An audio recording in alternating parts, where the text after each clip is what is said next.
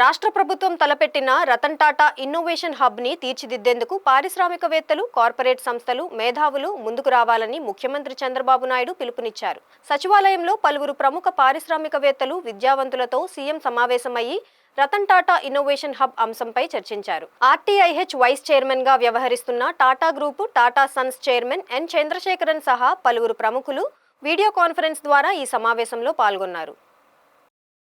ఆంధ్రప్రదేశ్ నుంచి కొత్తగా పారిశ్రామికవేత్తలు రావాలని, నూతన ఆవిష్కరణలకు రాష్ట్రం హబ్ కావాలని సీఎం ఆకాంక్షించారు. అదే స్థాయిలో పెట్టుబడులు కూడా ఆశిస్తున్నామన్నారు.